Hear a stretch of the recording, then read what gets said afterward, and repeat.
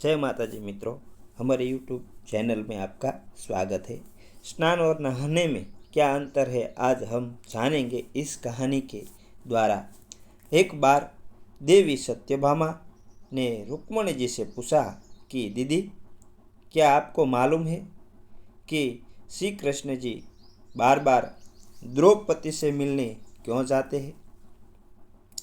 कोई अपनी बहन के घर बार बार मिलने थोड़ी ना जाता है। मुझे तो लगता है कुछ गड़बड़ है। ऐसा क्या है जो बार बार श्री कृष्ण द्रौपदी के घर जाते हैं? तो देवी रुक्मणी ने कहा, बेकार की बातें मत करो। यह बहन भाई का पवित्र संबंध है। जाओ, जाकर अपने काम करो। श्री कृष्ण समझ गए और कहीं जाने लगे। तो देवी सत्यभामा ने पूछा कि प्रभु, आप कहाँ जा रहे हैं? तब श्री कृष्ण जी ने कहा कि मैं द्रौपदी के घर जा रहा हूँ। अब सत्यभामा जी और बेचैन हो गई और तुरंत देवी रुक्मणी से बोली, देखा दीदी, फिर वही द्रौपदी के घर जा रहे हैं। यह सुनकर श्री कृष्ण जी ने कहा कि देवी, क्या तुम भी हमारे साथ चलोगी? तो सत्यभामा जी तुरंत तैयार हो गई और देवी रुक्मणी से बोली, दीदी, आप भी मेरे साथ चलो और द्रौपदी को ऐसा मजा चखा जाएंगे कि बस जीवन भर याद रखेगी। देवी रुक्मणी भी तैयार हो गई और दोनों रानियां द्रौपदी के घर पहुंची तो देखा कि द्रौपदी अपने केस संवार रही थी। जब द्रौपदी केस संवार रही थी तो श्री कृष्ण ने पूछा, द्रौपदी, क्या कर रही हो? तो द्रौपदी बोली, भैया, केस संवार के अभी आई। तो श्री कृष्ण जी बोले, तुम क्यों केस संवार रही हो? तुम्हारी दो भाभी आई है, यह तुम्हारे केस संवारे। फिर श्री कृष्ण ने देवी सत्यभामा से कहा, तुम जाओ और द्रौपदी के सिर में तेल लगाओ और देवी रुक्मणी जी, तुम जाकर द्रौपदी की चोटी करो। सत्यभामा जी ने रुक्मणी जी से कहा, बड़ा अच्छा मौका मिला है।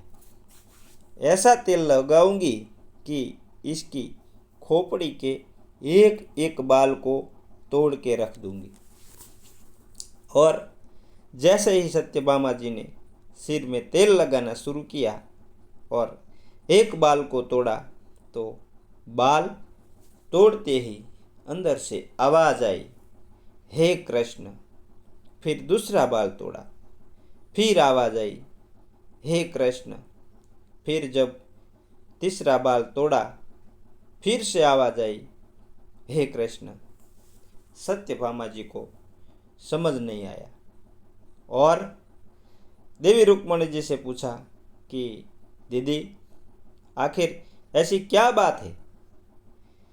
द्रौपदी के सिर से जो भी बाल तोड़ती हूँ तो कृष्ण का नाम निकल कर आता है।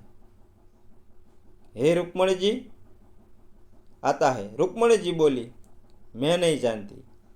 पीछे से श्री कृष्ण जी बोले, देवी सत्यभामा, तुम देवी रुक्मणी से पूछ रही थी कि मैं दौड़ दौड़ कर इस द्रौपदी के घर क्यों जाता हूँ? क्योंकि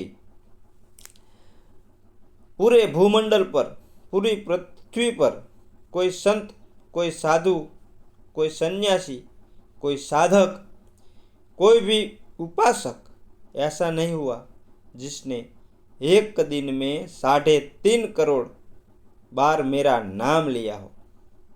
यह केवल ऐसी है जो एक दिन में 3.5 करोड़ बार मेरा नाम लेती है।